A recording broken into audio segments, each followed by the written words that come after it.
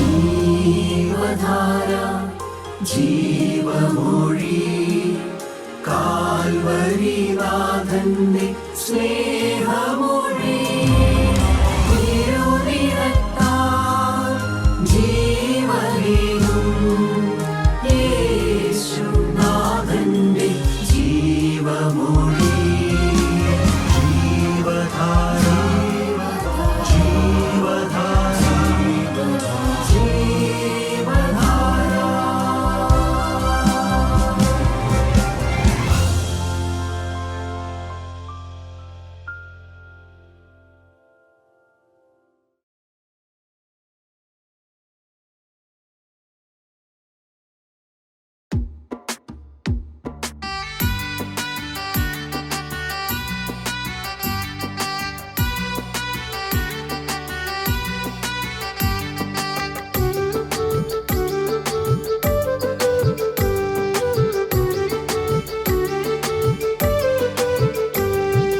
കാത്തിരിക്കും ശുദ്ധിമാന്മാരെ കാന്തനെ കണ്ടിടാറായി. കാത്തിരിക്കും ശുദ്ധിമാന്മാരെ കാന്തനെ കണ്ടിടാറായി. കണ്ണുനീരവൻ തുടയ്ക്കുമേ കണ്ണുനീരവൻ തുടയ്ക്കുമേ തൻ കോമള കരങ്ങളാൽ തൻ കോമള കരങ്ങളാൽ. ഇവിടെ കാത്തിരിക്കും ശുദ്ധിമാന്മാരെ കാന്തനെ കണ്ടിടാറായി. കാത്തിരിക്കും ശുദ്ധിമാന്മാരെ കാന്തനെ കണ്ടിടാറായി.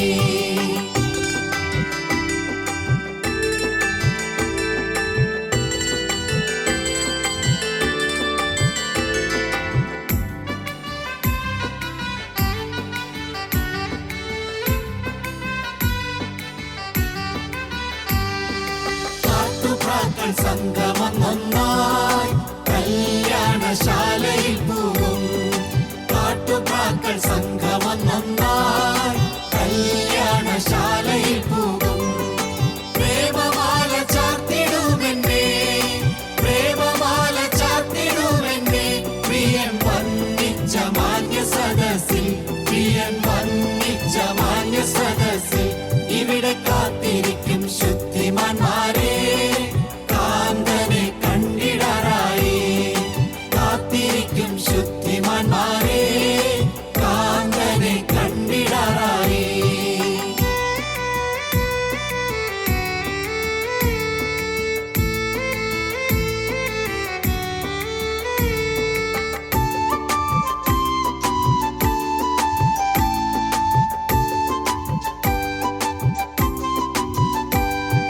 ജ്ഞാനമേഘം ദൂതർ മധ്യത്തിൽ മംഗളകാന്തി വിലസി.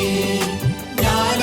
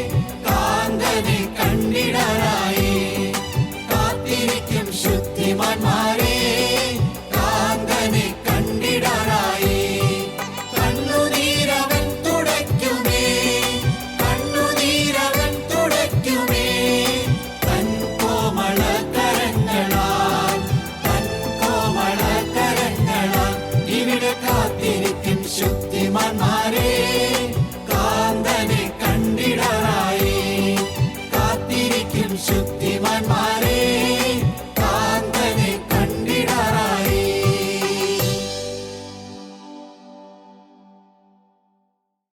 ദൈവനാമം മഹത്വപ്പെടുമാറാകട്ടെ. കർത്താവായ യേശുക്രിസ്തുവിൻ്റെ പരിശുദ്ധമായ നാമത്തിൽ നിങ്ങൾക്കെല്ലാവർക്കും എൻ്റെ വിനീതമായ സ്നേഹവന്ദനം. അറിയാവുന്നവർക്ക് എല്ലാവർക്കും ഒരു ശീലി ചേർന്ന് പാടാം.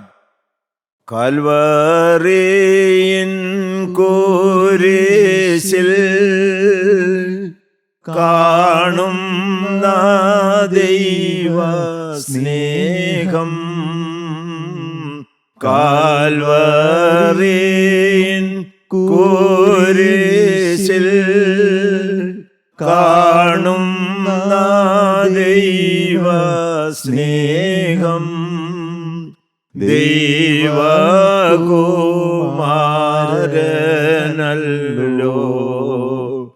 എൻ പേർക്കു യാഗമായി, ദൈവകുമാരനല്ലോ എൻ പേർക്കു യാഗമായി. കാൽകാരങ്ങളിലൂടെ ചിന്തിയ പുണ്യ രക്തം,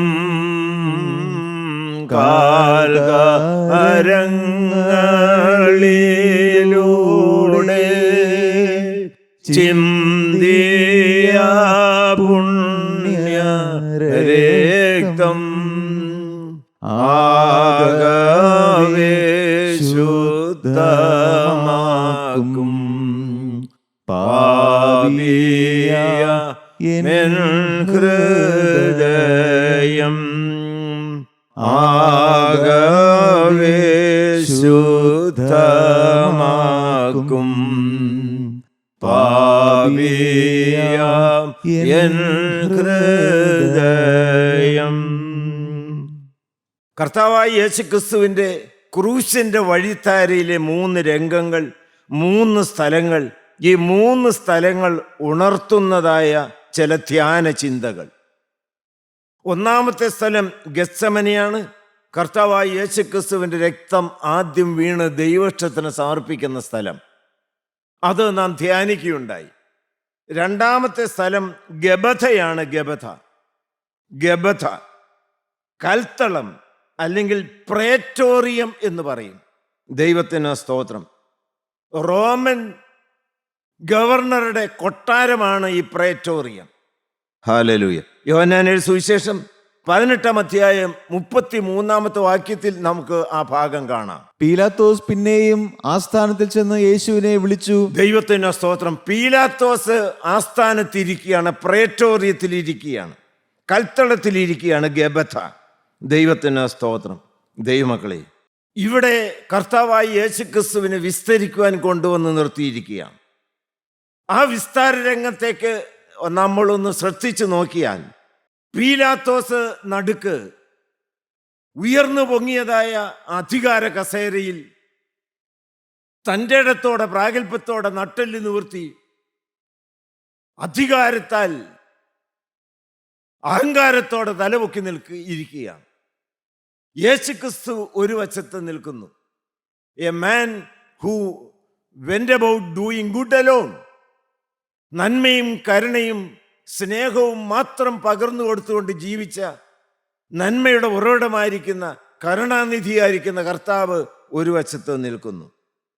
ഒരു വശത്ത് കർത്താവ്, മറ്റൊരു വശത്ത് കൊള്ളിവയ്പ്പുകാരനും കൊലയാളിയും മോഷ്ടാവുമായിരിക്കുന്ന ബറാബാസ്. മാത്രമല്ല, മുൻവശത്ത് വലിയൊരു കൂട്ടം ആളുകൾ. അവിടെ വലിയ ഒച്ചത്തിൽ വിളിച്ചു പറയുന്ന ശബ്ദം കേൾക്കാം, അവനെ ക്രൂശിക്കാം, അവനെ ക്രൂശിക്കാം. ശാന്തമായപ്പോൾ പീലാത്തോസ് ചോദിച്ചു, ഈ രണ്ടുപേരും നിൽക്കുന്നത് നിങ്ങൾക്ക് കാണാം. പെരുന്നാൾ ആഘോഷത്തിന്റെ സന്തോഷ പൂർത്തീകരണ ദിവസത്തിൽ ഒരാളെ സ്വതന്ത്രനാക്കി വിട്ടുതരിക പതിവുണ്ട്. ഇവരിൽ ആരെ നിങ്ങൾക്ക് സ്വതന്ത്രനാക്കി വിട്ടുതരണം? ഒറ്റ ശബ്ദത്തിൽ എല്ലാവരും ചേർന്ന് പറഞ്ഞു, ബറാബാസിനെ വിട്ടുതരിക, ബറാബാസിനെ വിട്ടുതരിക.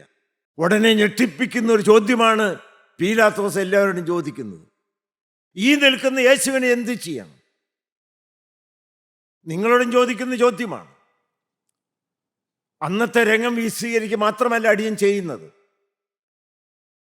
വ്യക്തിപരമായി വചനം കേട്ടുകൊണ്ടിരിക്കുന്ന ഓരോരുത്തരോടും വിരൽ ചൂണ്ടി ചോദിക്കുന്ന ചോദ്യമാണ്.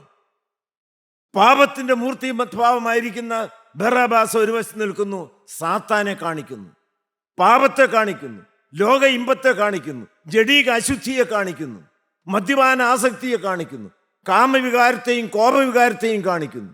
സകലവിധ അന്ധകാര ശക്തിയും കുമിഞ്ഞുകൂടിയിരിക്കുന്ന ആ പൈശാചികൻ ബറാബാസിന്റെ സ്ഥാനത്ത് നിൽക്കുകയാണ്. മറ്റവസ്ഥയ്ക്ക് നിങ്ങളുടെ കണ്ണൊന്ന് ഉയർത്താമോ? തേജോമയനായ കർത്താവായ യേശു ക്രിസ്തു രോമം കത്തിരിക്കുന്ന മുമ്പിൽ കുഞ്ഞാടിനെ പോലെ അധികാരിയായിരിക്കുന്ന കർത്താവായ യേശു ക്രിസ്തു പീലാത്തോസിന് മുമ്പിൽ വിനയാനിതനായി നിശബ്ദനായി നിൽക്കുക. ഇപ്പോൾ എല്ലാവരുടെയും പേടി സ്വപ്നമാണ് ബറാബാസ്. ബറാബാസ് വരുന്നു എന്ന് കേൾക്കുമ്പോൾ കുഞ്ഞുങ്ങളെയും എടുത്തുകൊണ്ട് മാതാപിതാക്കന്മാർ വീട്ടിനകത്ത് കയറി വാതിലടയ്ക്കും. എല്ലാവർക്കും ഒരു പേടി സ്വപ്നം. ഇപ്പോൾ അവര് ആവശ്യപ്പെടുന്ന ബറാബാസിനെ വിട്ടുതരിക. ഞെട്ടിപ്പിക്കുന്ന ചോദ്യം എന്താണ്? ഈ നിൽക്കുന്ന യേശുവിനെ എന്ത് ചെയ്യണം? സഹോദര, ഈ ചോദ്യം നിന്നോടാണ്. ഈ വിരൽ ചൂണ്ടുന്നത് എന്നിലേക്കുമാണ്. ജീവിതത്തിൽ നിർണായകമായ ഒരു തിരഞ്ഞെടുപ്പുണ്ട്. രക്ഷകനായിരിക്കുന്ന കർത്താവായ യേശു ക്രിസ്തു, പാപത്തിന്റെ മൂർത്തിമത്ഭാവമായിരിക്കുന്ന പിശാച് നിങ്ങളുടെ ജീവിതത്തിൽ ഒരു സമയത്ത് അല്ലെങ്കിൽ മറ്റൊരു സമയത്ത് പിശാചിനെ എന്നേക്കുമായി ഉപേക്ഷിച്ച് തള്ളിപ്പറഞ്ഞ് കർത്താവായ യേശു ക്രിസ്തുവിനെ ഏറ്റുപറഞ്ഞ് സ്വീകരിച്ചവരാണ്. സാത്താനെ ഞാൻ ഉപേക്ഷിക്കുന്നു, മിശിഹായെ ഞാൻ സ്വീകരിക്കുന്നു, ഞാനും പറഞ്ഞതാണ്. ആ തീരുമാനം ഇന്ന് ജീവിതത്തിൽ പ്രാവർത്തികമാക്കാൻ നിങ്ങൾക്ക് സാധിച്ചിട്ടുണ്ടോ? ആ തീരുമാനപ്രകാരമാണോ ദൈനംദിനമായ നിങ്ങളുടെ ജീവിതം നയിക്കുന്നത്? അല്ല എന്ന് വന്നിട്ടുണ്ടെങ്കിൽ സാത്താനും പാപത്തിനും ലോക ഇമ്പങ്ങൾക്കും ജഡസുഖങ്ങൾക്കും സ്വയത്തിൻ്റെതായിരിക്കുന്ന പ്രതാപത്തിനും സ്ഥാനം കൊടുത്തുകൊണ്ട് കർത്താവായ യേശുക്രിസ്തുവിനെ തള്ളിപ്പറഞ്ഞ് സാത്താൻ്റെ ഇഷ്ടപ്രകാരം ജീവിച്ചു പോന്നതായ ഒരു ജീവിതമാണ് നിനക്ക് ഇതുവരെയും ഉള്ളത് എങ്കിൽ കർത്താവായ യേശുക്രിസ്തു നിനക്കിപ്പോൾ വ്യക്തമായ ഒരു അവസരം തന്നിരിക്കുകയാണ്. ഒരു നിർണായകമായ തെരഞ്ഞെടുപ്പ്. ഇത് ഏതെങ്കിലും ഒരു വാക്ക് പറയാതെ ഇവിടുന്ന് ആർക്കും എഴുന്നേൽക്കാൻ സാധ്യമാകിയില്ല. ബറാബാസിനെ വേണമോ യേശുവിനെ വേണോ? അവര് പറഞ്ഞു ഞങ്ങൾക്ക് ബറാബാസിനെ വേണം. അപ്പോൾ യേശു ക്രൂശിലേക്ക് പോകും. പീലാത്തോസ് ചോദിച്ച ചോദ്യം, ഈ നിൽക്കുന്ന യേശുവിനെ എന്ത് ചെയ്യണം? What is to be done with Jesus who is called Christ? സഹോദരി സഹോദരന്മാരെ, നിങ്ങളോട് ചോദിക്കട്ടെ, യേശു നിങ്ങൾക്ക് നന്മ വല്ലതും ചെയ്തിട്ടുണ്ടോ? അവിടെ വന്ന് അവനെ ക്രൂശിക്കുക ക്രൂശിക്കുക എന്ന് ആർത്ത് വിളിക്കുന്ന ജനത്തിലേക്ക് നോക്കിയാൽ യേശുക്രിസ്തുവിൻ്റെ അനുഗ്രഹങ്ങൾ ഏറ്റുവാങ്ങിയവരല്ലേ അനേകരും. അവരോടാണ് പീലാത്തോസ് ചോദിക്കുന്നത്, ഈ നിൽക്കുന്ന യേശുവിനെ എന്ത് ചെയ്യണം? ദൈവത്തിന് സ്തോത്രം. മനുഷ്യവർഗത്തിന്റെ പ്രതിനിധിയായി നിന്നുകൊണ്ട് പീലാത്തോസ് പറയുന്നൊരു വാക്കുണ്ട്, ആ അധികാരം എല്ലാവരുടെയും തലമേൽ നിശ്ചിതമാണ്. യോഹന്നാൻ 19-ാം അധ്യായത്തിന്റെ 10-ാമത്തെ വാക്യം. യേശു ഉത്തരം പറഞ്ഞില്ല. പീലാത്തോസ് അവനോട്, നീ എന്നോട് സംസാരിക്കുന്നില്ലയോ? എനിക്ക് നിന്നെ ക്രൂശിപ്പാൻ അധികാരമുണ്ടെന്നും. മനുഷ്യ, നിന്റെ അധികാരം എന്താണ്? സഹോദരി, നിന്റെ അധികാരം എന്താണ്? യുവാവേ, യുവതി, നിന്റെ അധികാരം എന്താണ്? നിന്റെ തലമേൽ സർവ്വ സ്വാതന്ത്ര്യത്തോടെ പൂർണ്ണ അധികാരത്തോടെ നിലനിൽക്കുന്ന അധികാരം എന്താണ്? എനിക്ക് നിന്നെ ക്രൂശിപ്പാൻ അധികാരമുണ്ടെന്നും വിട്ടയപ്പാൻ അധികാരമുണ്ടെന്നും നീ അറിയുന്നില്ലയോ? മനുഷ്യനുള്ള അധികാരം യേശുവിനെ തള്ളാനും യേശുവിനെ കൊള്ളാനും അധികാരമുണ്ട്. യേശുവിനെ വേണ്ടാന്ന് വെക്കാനും സാത്താനെയും അവൻ തരുന്നതായ സകല പാപത്തിന്റെ രാഗമോഹങ്ങളെയും സ്വീകരിക്കാനും അധികാരമുണ്ട്. വിശാലമായിരിക്കുന്ന പാപത്തിന്റെ വഴികളിലൂടെ സുഖിച്ചു പുളച്ച് നടക്കുവാനും അവസാനം നരകത്തിയിൽ വെന്തെരിയുവാനും അല്ല. ജീവിത സുഖങ്ങളോടും ജഡീക ഇച്ഛകളോടും പാപരാഗമോഹങ്ങളോടും യാത്ര പറഞ്ഞ് ഇടുക്കത്തിൻ്റെയും ഞെരുക്കത്തിൻ്റെയും വിശുദ്ധിയുടെ പാതയിലൂടെ കർത്താവായ യേശുക്രിസ്തു നോക്കിക്കൊണ്ട് യാത്ര ചെയ്ത് സ്വർഗവാതിലിനകത്ത് പ്രവേശിച്ച് സന്തോഷത്തിൻ്റെ മണവറയിൽ ആനന്ദത്തിൻ്റെ പാട്ടുപാടുവാനും നിങ്ങൾക്ക് സ്വാതന്ത്ര്യമുണ്ട്. ആരെ വേണം? ഈ ഒരു തീരുമാനം എടുക്കാതെ ആർക്കും ഇവിടെ ഞങ്ങൾക്ക് സാധ്യമല്ല. ആരെ വിട്ടുതരണം? ഈ നിൽക്കുന്ന യേശുവിനെ എന്ത് ചെയ്യണം? ഇവൻ എന്ത് ദോഷം ചെയ്തു? ഞാൻ വിസ്തരിച്ചിട്ട് ഒരു കുറ്റവും കാണുന്നില്ല. അവനെ ക്രൂശിക്കുക, അവനെ ക്രൂശിക്കുക എന്ന് ആർത്തു വിളിച്ചു. ജനത്തിന്റെ നിലവിളിക്ക് പീലാത്തോസ് വഴങ്ങി. ദൈവത്തിന് സ്തോത്രം, ദൈവത്തിന് സ്തോത്രം.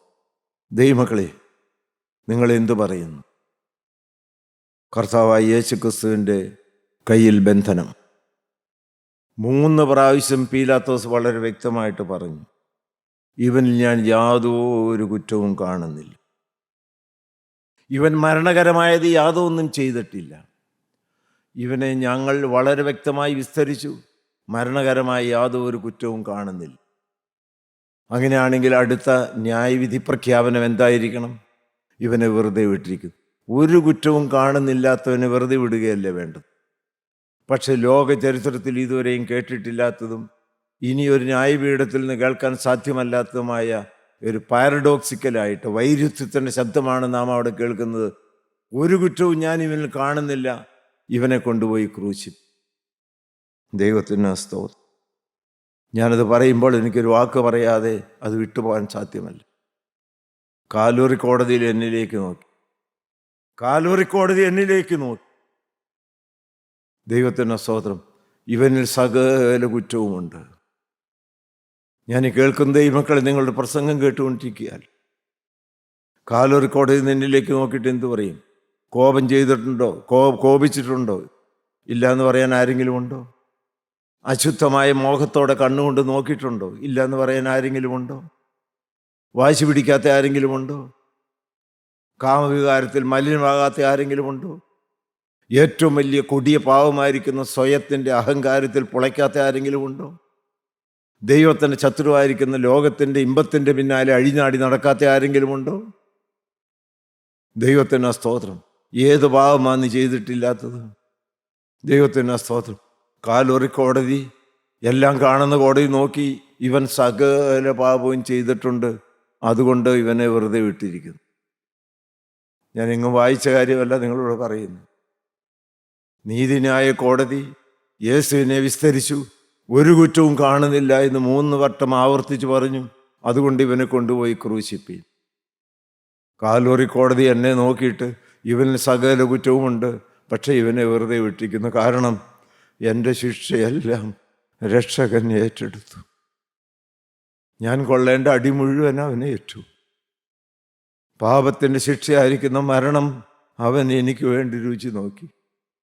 ഞാൻ മരിക്കേണ്ട സ്ഥാനത്ത് എൻ്റെ കർത്താവായ യേശുക്രിസ്തു എനിക്ക് പകരമായി മരിച്ചു. Hallelujah, hallelujah, hallelujah. ഞാൻ കൈവിടപ്പെടേണ്ട സ്ഥാനത്ത് കർത്താവായ യേശുക്രിസ്തു കൈവിടപ്പെട്ടു. എൻ്റെ ദൈവത്തിന് മഹത്വം, കർത്താവിന് സ്തോത്രം. ഹല്ലേലൂയ, ദൈവത്തിന് സ്തോത്രം. ദൈവമക്കളെ, നിങ്ങൾ എന്ത് പറയുന്നു? ഈ സമയത്തൊന്ന് തിരുത്തി പറയാൻ നിങ്ങൾക്ക് സാധിക്കുന്നുണ്ട്? ഈ ധൈര്യം ലോകത്തിലെ ചില കാര്യങ്ങളുടെ മുൻപിൽ കാണിച്ചാൽ പോരാ. വായിച്ചേ, യോഹന്നാന്റെ സുവിശേഷം 19-ാം അധ്യായം 21, 22 വാക്യങ്ങൾ നിങ്ങൾക്കറിയാം. കർത്താവായ യേശുക്രിസ്തുവിനെ ക്രൂശ് മരത്തിൽ തൂക്കിക്കൊന്നു.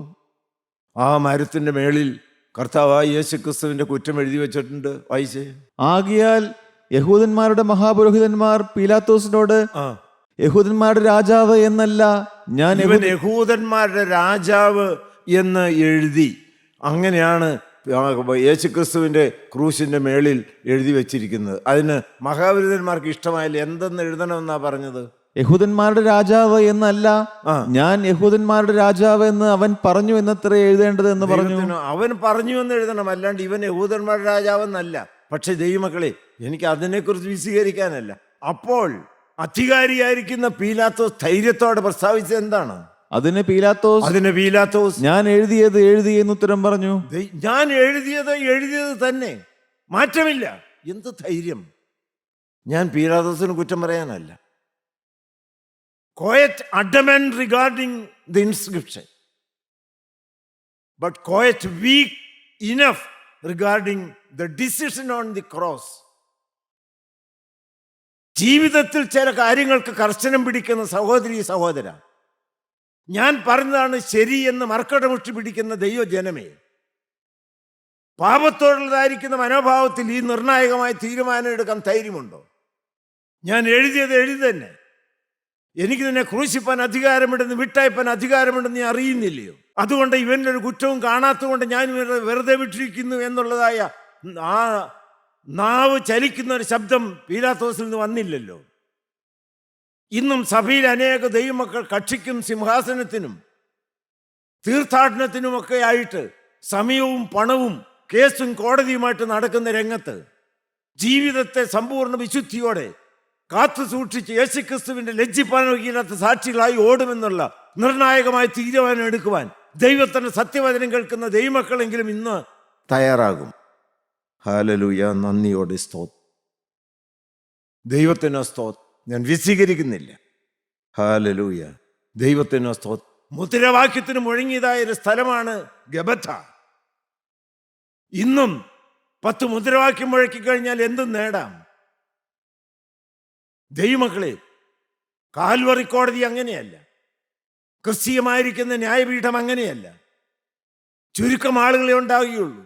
സ്തുതി പാടാൻ ആളുകൾ ഉണ്ടാകിയില്ല. ആളുകളുടെ വലിപ്പമല്ല. ദൈവത്തിന് സ്തോത്രം. ഞങ്ങളുടെ പ്രിൻസിപ്പിൾ ക്വാണ്ടിറ്റി അല്ല, ക്വാളിറ്റിയാണ്.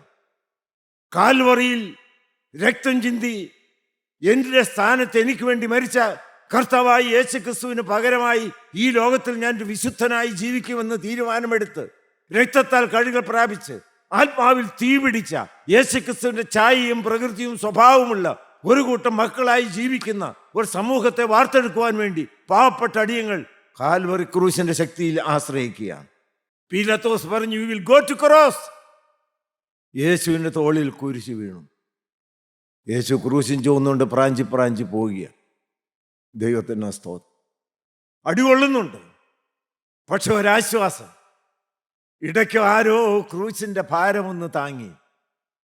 അത് ഖുറാനക്കാരനായ ശീമോനാണ്. ഹല്ലേലൂയ. ഞാനതിനെക്കുറിച്ച് വിശദീകരിക്കുന്നില്ല.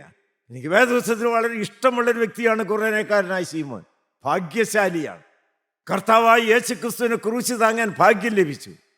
കർത്താവായി യേശുക്രിസ്തുവിന്റെ ജീവരക്തം ക്രൂശിൽ കൂടി ഒഴുകി വരുന്നത് ഈ ശീമോനെയും തൊട്ടു ശുദ്ധീകരിച്ചു. ഫലമോ ഞാൻ വിശദീകരിക്കുന്നില്ല. ദൈവത്തിന് സ്തോത്രം. ശീമോന്റെ 2 മക്കൾ അലക്സാണ്ടർ രൂഫോസും കർത്താവിൽ പ്രസിദ്ധരായി തീർന്നു. ശീമോന്റെ ഭാര്യ ധന്യനായിരിക്കുന്ന പൗലോസ്ലീഹായ്ക്ക് പ്രിയങ്കരിയായി തീർന്നു. ദൈവത്തിന് സ്തോത്രം. ഹല്ലേലൂയ. ദൈവത്തിന് സ്തോത്രം. ഒരു മർമ്മം നിങ്ങളോട് പറഞ്ഞിട്ട് ഞാൻ ആ ഭാഗം വിടട്ടെ. കർത്താവായ യേശുക്രിസ്തുവിന് ക്രൂശ് താങ്ങിയാൽ നിങ്ങളുടെ കുടുംബം അനുഗ്രഹിക്കപ്പെടും. കുടുംബം ഒരു കൊച്ചു സ്വർഗമായി മാറും. നിങ്ങൾ ക്രൂശും എടുത്തുകൊണ്ട് കർത്താവായ യേശുക്രിസ്തുവിന് ക്രൂശും താങ്ങിക്കൊണ്ട് ഇപ്പോൾ കടന്നു വന്നിരിക്കുന്ന ഇങ്ങോട്ടാണ്. 3ാമത്തെ സ്ഥലം അത് ഗോകുൽത്തയാണ്. 1 ഗെത്സമന, 2 ഗബഥ, 3 ഗോൽഗോത്ത, തലയോടിടം, കാൽവറി മല. യോഹന്നാൻ 19:17 വായിച്ചേ. അവർ യേശുവിനെ കയ്യേറ്റു. അവൻ താൻ തന്നെ ക്രൂശിനെ ചുമന്നുകൊണ്ട് എബ്രായ ഭാഷയിൽ ഗോൽഗോഥ എന്ന് പേരുള്ള തലയോടിടമെന്ന സ്ഥലത്തേക്ക് പോയി. ഹല്ലേലൂയ. നിങ്ങളും കൂടെ വന്നോ ദൈവമക്കളെ? ഹല്ലേലൂയ. ഇതാണ് തീർത്ഥാടനം. ദൈവത്തിന് സ്തോത്രം. വലിയ മരക്കുരിശും എടുത്തുകൊണ്ട് ദൈവത്തിന് സ്തോത്രം. ദൈവമക്കളെ, മല കയറുന്നതല്ല തീർത്ഥാടനം. ഞാനത് പറഞ്ഞാൽ ആരുടെയും നെറ്റി ചുളിയരുത്. ദൈവത്തിന് സ്തോത്രം. ഒരു വലിയ തടിക്കഷ്ണം കൊണ്ട് 2 കഷ്ണങ്ങൾ കൊണ്ട് കുരിശുണ്ടാക്കി അതും ചുമന്നുകൊണ്ട് ലോകത്തിൻ്റെ ഒരറ്റം മുതൽ മറ്റേ അറ്റം വരെയും നടന്നാലും ഗിന്നസ് ബുക്കിൽ വേണമെങ്കിൽ കയറിക്കൂടാം. പക്ഷെ സ്വർഗത്തിൽ കയറിക്കൂടാനൊക്കെയില്ല. സ്വർഗത്തിൽ കയറിക്കൂടണമെങ്കിൽ കർത്താവായ യേശുക്രിസ്തുവിന്റെ രക്തം പൊരുന്നതായ ക്രൂശ് നിങ്ങൾ തൊടണം. നിങ്ങൾക്ക് സ്വർഗരാജ്യത്തിന്റെ പടിവാതിലിന്റെ അകത്ത് പ്രവേശിക്കണമെങ്കിൽ കാൽവറിയിൽ തന്നെ ദേഹമെന്ന തിരശീല ചീന്തി തുറന്നതായ ക്രൂശിന്റെ വിശുദ്ധ വഴിയിലൂടെ രക്തത്താൽ കഴുകൽ പ്രാപിച്ച് അകത്തേക്ക് കടന്നു വരണം. ഇപ്പോൾ നിങ്ങൾ എല്ലാവരും കുറനേക്കാരനായ ശീമോൻ ക്രൂശ് താങ്ങി ഗോകുൽത്തയിൽ എത്തിയതുപോലെ രക്തം നനഞ്ഞ ക്രൂശിനെ പയ്യൊന്ന് തൊട്ടുകൊണ്ട് വിറയ്ക്കുന്ന കൈകൾ കൊണ്ട് തൊട്ടുകൊണ്ട് ഗോകുൽത്തയിലേക്കൊന്ന് വരാമോ? ഹല്ലേലൂയ. ഞാൻ നിങ്ങളോട് പറയട്ടെ, ഞാനവിടെ എത്തിക്കഴിഞ്ഞു. ഹല്ലേലൂയ. രക്തത്തിൻ്റെതായ വലിയൊരു കാന്തശക്തി അടിയനെ ആകർഷിക്കുന്നുണ്ട്. കർത്താവ് എന്നെ കാണുന്നുണ്ടല്ലോ ഈ വേദനയുടെ മധ്യത്തിൽ. കർത്താവേ, ഗോകുൽത്തയിലേക്ക്, കാൽവറി മലയിലേക്ക് ഞാനും വന്നിരിക്കുന്നു. കാൽവറി മല കുറ്റവാളികളുടെ കൊലസ്ഥലമാണ്. എന്നാൽ അവിടെ ഇതാ ഒരു നീതിമാൻ പ്രത്യക്ഷപ്പെട്ടിരിക്കുന്നു. ഹല്ലേലൂയ. അവിടെ 3 ക്രൂശുകൾ നിങ്ങൾക്കിപ്പോൾ കാണാം. ദൈവത്തിന് മഹത്വം. നടുവിലത്തെ ക്രൂശ് മനുഷ്യവർഗത്തിന് രക്ഷ ഒരുങ്ങിക്കിടക്കുന്ന ക്രൂശ്. വലത്തുഭാഗത്തെ ക്രൂശ് ആ രക്ഷ അനുഭവിക്കുന്ന ക്രൂശ്. ഇടതുഭാഗത്തെ ക്രൂശ് ആ രക്ഷ നിരസിക്കുന്ന ക്രൂശ്. Hallelujah, hallelujah. 7 മൊഴികൾ ഒഴുകി വന്നതായ സ്വർഗീയമായിരിക്കുന്ന പ്രസംഗവേദി. ഹല്ലേലൂയ, ദൈവത്തിന് സ്തോത്രം. അവിടെ വലത്തുഭാഗത്തെ കള്ളന്റെ മാനസാന്തരം നടക്കുകയാണ്. ഹല്ലേലൂയ, ദൈവത്തിന് മഹത്വം. ഈ കാലങ്ങളിൽ ഞാൻ പ്രാർത്ഥനയിൽ സ്ഥാനം പിടിക്കുന്ന ഒരു രംഗമാണ് വലത്തുഭാഗത്തെ കള്ളൻ ക്രൂശിൽ കിടക്കുന്നതായ രംഗം. ഒരു നന്മയും പറയാനില്ലാത്തതായ വ്യക്തി ദൈവത്തിന് സ്തോത്രം കാൽവറിയിലേക്കൊന്ന് നോക്കി, മക്കളെ നിങ്ങളെല്ലാവരും ക്രൂശിലെത്തിയോ? നിങ്ങളെല്ലാവരും ക്രൂശിൻ ചുവട്ടിൽ വന്നോ? വല്ലോ നന്മയും പറയാനുണ്ടോ? വലത്തുഭാഗത്തെ കള്ളന് ഭൂമിയിൽ കിടന്ന് മരിക്കാൻ അനുവാദമില്ലാത്ത ദുഷ്പ്രവർത്തിക്കാരനായതുകൊണ്ട് തൂക്കിക്കൊല്ലുകയാണ്. ദൈവമക്കളെ, ദൈവത്തിന് സ്തോത്രം. അവൻ നന്മയൊന്നും പ്രവർത്തിച്ചിട്ടില്ല. അവൻ്റെ കൈ കൊല കത്തി പിടിച്ചതാണ്. വേശ്യാവൃത്തിക്ക് വേണ്ടി ചലിച്ചതായ കാലുകളാണ്. ഞാൻ വിശദീകരിക്കുന്നില്ല. ഇപ്പോൾ അവൻ കിടക്കുന്ന കർത്താവായ യേശുക്രിസ്തുവിന്റെ ക്രൂശിന്റെ അടുക്കലേക്കാണ്. ഹല്ലേലൂയ. ഒരു ശബ്ദം അവൻ ക്രൂശിൽ നിന്ന് കേട്ടു, പിതാവേ ഇവരോട് ക്ഷമിക്കണമേ. Hallelujah, hallelujah. അതുപോലൊരു കുറ്റവാളിയായി നിങ്ങൾ അവിടെ വന്നോ? ഞാനും വന്നിരിക്കുകയാണ്. ഒരു നന്മയും പറയാനില്ല കർത്താവേ. ഹല്ലേലൂയ. പ്രവൃത്തിയിൽ മാത്രമല്ല, അകത്തെ മനുഷ്യൻ മുഴുവൻ തിന്മയുടെ ഇരുട്ട് ഭൂമിഞ്ഞുകൂടിയതായ ഒരു വ്യക്തിയാണ്. നിങ്ങൾക്ക് സമ്മതിച്ചുകൊണ്ട് ക്രൂശിലേക്ക് നോക്കാമോ? കർത്താവേ എന്നെ ഒന്ന് ഓർക്കണമേ. നീ രാജ്യത്വം പ്രാപിച്ചു വരുമ്പോൾ എന്നെ ഒന്ന് നോക്കണമേ. എന്നെ ഒന്ന് ഓർക്കണമേ. കർത്താവായ യേശുക്രിസ്തു പിടഞ്ഞു മരിക്കുകയാണ്. കർത്താവായ യേശുക്രിസ്തു ക്രൂശിൽ നിന്ന് ഒരിക്കലും ഇറങ്ങി വരികയില്ല. ദൈവത്തിന് സ്തോത്രം. ദൈവമക്കളെ, വലത്ത് ഭാഗത്തെ കള്ളന്റെ വിശ്വാസത്തിന്റെ ആഴം, മരിക്കുന്ന വ്യക്തിയോട് നിത്യജീവൻ ചോദിക്കുന്ന വിശ്വാസത്തിന്റെ ആഴം. ദൈവത്തിന് സ്തോത്രം. നീ രാജ്യത്വം പ്രാപിച്ചു വരുമ്പോൾ എന്നെ ഒന്ന് ഓർക്കണമേ. ആർക്കും വേണ്ടാത്തവനായി മുൾക്കിരീടധാരിയായി എൻ്റെ ദൈവമേ, എൻ്റെ ദൈവമേ, നീ എന്നെ കൈവിട്ടത് എന്ത് എന്ന് വിലപിച്ച് കിടക്കുന്ന കർത്താവായ യേശുക്രിസ്തുവിന്റെ മുഖത്തേക്ക് ആ കള്ളനായിരിക്കുന്ന ആ വലത്തുഭാഗത്തെ കള്ളനെ ഞാൻ പറയട്ടെ നോക്കിയപ്പോൾ ആരെയാണ് കാണുന്നത്? ദൈവത്തിന് സ്തോത്രം. രാജകിരീടൻ ചൂടിയ തേജോമയനായിരിക്കുന്ന വീണ്ടും വരുന്ന കർത്താവായ യേശുക്രിസ്തുവിനെയാണ്. അവനൊരു രാജ്യമുണ്ട്. അവിടുത്തെ രാജാവാണ് കർത്താവായ യേശുക്രിസ്തു. അവനിതാ വീണ്ടും വരാനായിട്ട് പോകുന്നു. നീ രാജ്യത്വം പ്രാപിച്ചു വരുമ്പോൾ എന്നെ ഒന്ന് ഓർക്കണമേ. Hallelujah, hallelujah, hallelujah. ക്രൂശിൽ കാത്തിരിപ്പിന് ആവശ്യമില്ല. ക്രൂശിൽ കാത്തിരിപ്പിന് ആവശ്യമില്ല. ദൈവത്തിന് സ്തോത്രം. അപ്പോൾ തന്നെ മറുപടി കിട്ടി, ഇന്ന് നീ എന്നോടുകൂടെ പറുദീസയിൽ ഇരിക്കും. ഇന്ന് നീ എന്നോടുകൂടി പറുദീസയിൽ ഇരിക്കും. അന്ന് രാവിലെ നിത്യനരകത്തിന്റെ ഓഹരിക്കാരനായി നടന്നതായ ആ വലത്തുഭാഗത്തെ കള്ളൻ ഇപ്പോൾ സ്വർഗപറുദീസയിൽ സന്തോഷത്തിന്റെ മണവറയിൽ ദൈവത്തിന്റെ തേജസ്സിന് മുഖം കണ്ടുകൊണ്ട് ഇപ്പോൾ പാട്ടുപാടി സ്തുതിക്കുകയാണ്. എനിക്കൊരു വാക്കോടെ പറയാനായിട്ടുണ്ട്. കർത്താവായ യേശുക്രിസ്തു മരിച്ചു. ഇത് അരിമത്യക്കാരൻ യോസേപ്പ് നീക്കോദിവസനോട് ചേർന്ന് പയ്യെ പയ്യെ നടന്നടുത്ത് വരുന്നു. ഹല്ലേലൂയ. ആ കൂട്ടത്തിൽ നീ ഉണ്ടോ സഹോദര? അരിമത്യക്കാരൻ യോസേപ്പ് അടുക്കൽ വന്നു. വിറയ്ക്കുന്ന കൈകൾ കൊണ്ട് ആണികൾ ഊരി. ദൈവത്തിന് സ്തോത്രം. പാപത്തിന്റെ ആണികൾ ഊരാമോ? യേശു ഇതാ ക്രൂശിൽ നിന്ന് പയ്യെ ചാഞ്ഞ് അരിമത്യക്കാരൻ യോസേപ്പിന്റെ മാറോടണയുന്നു. Hallelujah, hallelujah, hallelujah. എനിക്കും ആ പ്രാണപ്രിയനായ യേശുവിനെ ചങ്കോട് അണച്ചു കിട്ടുകയാണ്. ചങ്കിനോട് ചേർത്തല്ല, എൻ്റെ ചങ്ക് തുറന്ന് ഞാൻ യേശുവിനെ സ്വീകരിക്കുകയാണ്. അരിമത്യക്കാരൻ യോസേപ്പ് യേശുവിനെയും കൊണ്ട് ഇതാ സ്വന്തം കല്ലറയിലേക്ക്, സനിക്ക് വേണ്ടി ഉണ്ടാക്കിയ കല്ലറയിലേക്ക് പോവുകയാണ്. കല്ലറയുടെ വാതിൽ തുറന്നു. യേശുവിന്റെ പരിശുദ്ധ ശരീരം അവിടെ അടക്കി. Hallelujah, hallelujah, hallelujah. ഇപ്പോൾ വന്നിരിക്കുന്ന നിങ്ങൾക്ക് കല്ലറ വേണ്ട, ഒരു ഹൃദയമില്ലേ? ഹല്ലേലൂയ. അതിനകത്ത് എന്തുമായിക്കൊള്ളട്ടെ, ഇപ്പോൾ നിങ്ങളുടെ ഹൃദയത്തിന്റെ വാതിലൊന്ന് തുറക്കാമോ? Hallelujah, hallelujah. യേശുവിനെ ചങ്കിനകത്ത് പ്രതിഷ്ഠിച്ച് വാതിലൊന്ന് അടയ്ക്കാമോ? ഞാനത് ചെയ്യുകയാണ്. Hallelujah, hallelujah. യേശു എൻ്റെ ചങ്കിനകത്തുണ്ട് ദൈവമക്കളെ. അവനെ വെച്ച് പൂജിച്ചുകൊണ്ടാണ് ഞാൻ ഈ വാക്കുകൾ പറയുന്നത്. നന്ദിയോടെ സ്തോത്രം. ക്രിസ്തു ഉള്ളവനാണ് ക്രിസ്ത്യാനി. നിങ്ങൾ എന്തു പറയുന്നു? യേശുവിനെ സ്വീകരിക്കാൻ മനസ്സാണോ? എങ്കിൽ നമ്മുടെ കണ്ണുകളെ അടയ്ക്കാം. Hallelujah, hallelujah. ഹൃദയം യേശുവിന് വേണ്ടി തുറന്ന് യേശുവിനെ ചങ്കിനകത്തേക്ക് സ്വീകരിച്ചവർക്ക് ഇപ്പോൾ കണ്ണുകൾ അടച്ചുകൊണ്ട് ഹല്ലേലൂയ, ഹല്ലേലൂയ, ഹല്ലേലൂയ ഉള്ളം കണ്ണ് തുറന്ന് അരിമനാഥന്റെ പൊന്നുമുഖത്തേക്ക് നോക്കിക്കൊണ്ട് ഉള്ളം തുറന്ന് പ്രാർത്ഥിക്കാം. യേശുവെ നീ രാജ്യത്വം പ്രാപിച്ചു വരുമ്പോൾ എന്നെ ഒന്ന് ഓർക്കണമേ. സ്വർഗവാതിൽ എനിക്ക് വേണ്ടി തുറക്കണമേ. ജീവന്റെ തുറവ് തന്നെ എത്തിക്കണമേ. നിന്നെ മുഖാമുഖം കണ്ട് മതി വരുവോളം സ്തുതിപ്പാൻ തക്കോണം സ്വർഗത്തിൽ അടിയന പ്രവേശനം തന്ന് അനുഗ്രഹിക്കണമെന്ന് യേശുവിൻ്റെ നാമത്തിൽ അപേക്ഷിക്കുന്നു. കൃപയോടെ കേട്ട് ഉത്തരമല്ലുമാറാകണമേ. ആമീൻ.